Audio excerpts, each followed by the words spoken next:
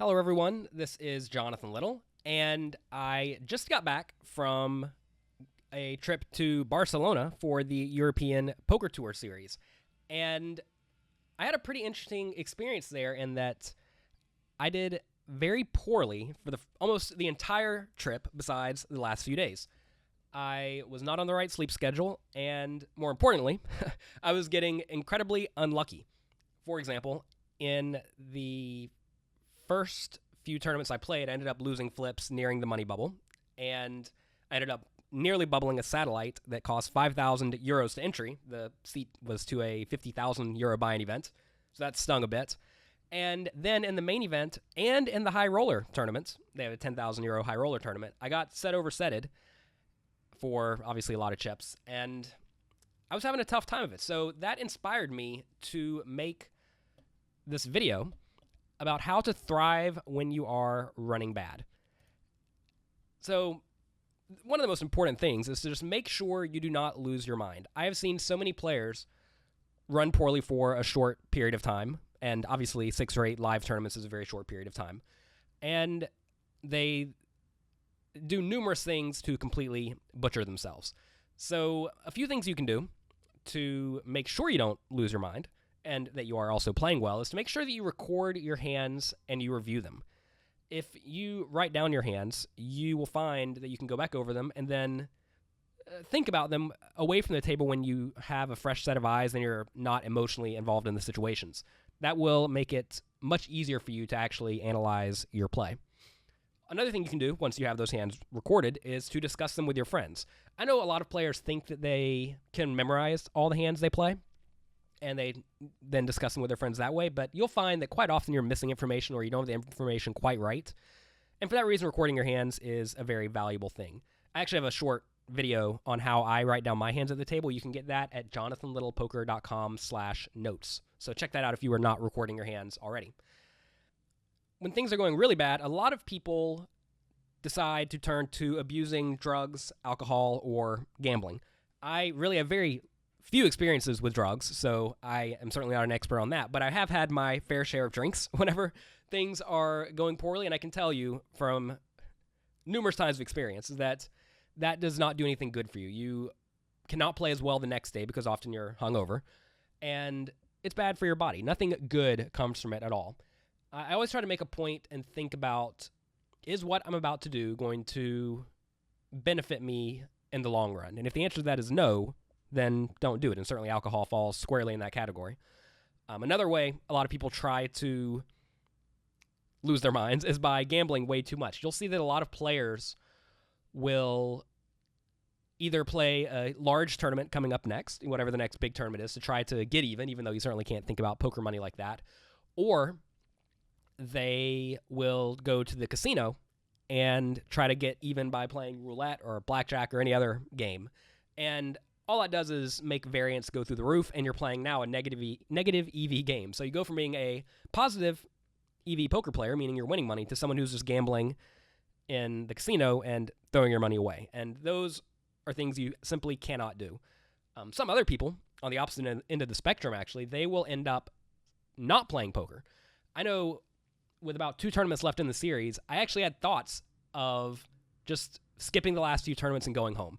And if I had to pick one of these categories that I fall in, the people who either, gamble bigger or people who stop gambling, I'm definitely in the stop gambling category. And that's not a good thing. You have to realize if you are a profitable poker player, you want to do everything in your power to continue making good, profitable decisions. And stopping playing poker does not help with that, assuming you are a good poker player. But the most important thing is to just stay sane. There are a lot of things you can do to stay sane, including working out, reading books, studying poker videos, watching TV. I mean, anything you can do to relax your mind is going to be a very good thing to do whenever you are running poorly. So now I want to share with you a hand that I played late in a 2,000 euro event that is a spot where I think a lot of people would play very differently when they were running poorly compared to when they were running well. A lot of people, whenever they have a strong hand, they think especially whenever they feel like they're going to get outdrawn, as I had been getting outdrawn quite often throughout this tournament series, that they want to just steal the pot before the flop and not see the flop. But in reality, that's the exact opposite of what you want to do, especially whenever you are looking at a fairly standard situation. So let's take a look at this hand. I have pocket aces, which is a great hand. I'm in the cutoff seat. I'm sorry, the hijack seat. The blinds are 10,000, 20,000. No, it's a little bit small. And it folds around to a loose aggressive guy who raises to 43,000. And I have a 437,000 chip stack. Earlier at this table, I believe we are nearing the final table bubble in this tournament. I guess that's a little bit of a spoiler.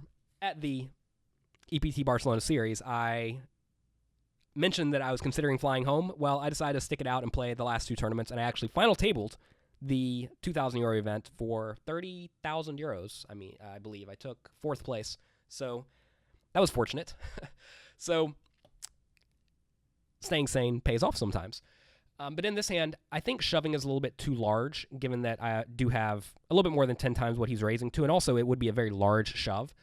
And I also don't really love re-raising small, given that earlier I had shoved a few times. And because I had shoved a few times, I don't want to all of a sudden re-raise small. I think that's going to send off warning bells in my opponent's minds. So I like the idea of calling here. I think that's really the only option that will guarantee that I get to play a pot with my pocket aces. And again, the goal is not to make your opponents fold when you have aces, even whenever you perhaps feel like you're going to be getting unlucky. You have to stay rational and realize that you get money, especially whenever you have a short stack. Remember, I only have 20 big blinds, by getting full value. So I decided to call.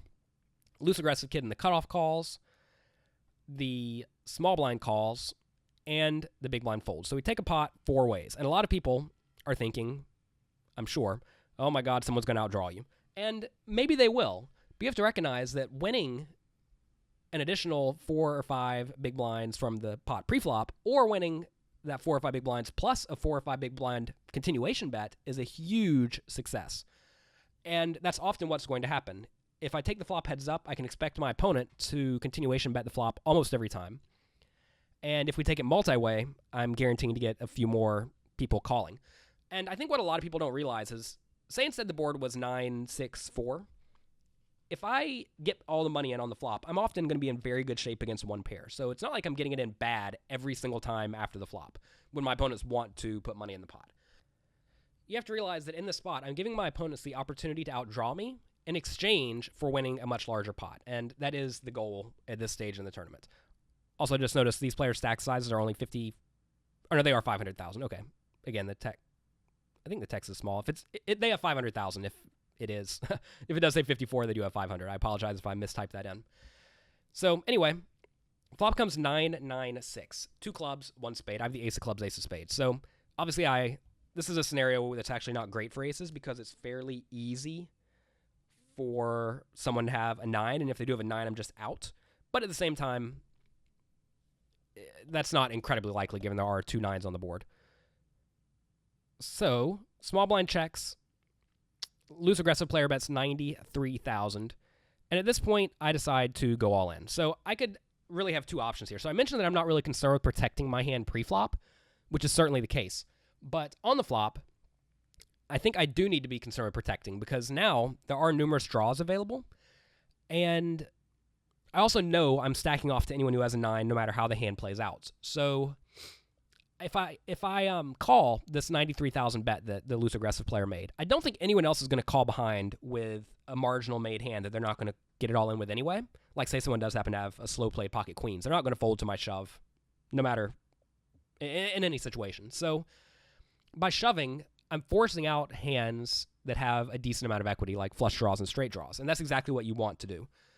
And I'm not forcing out any hands that are better than mine.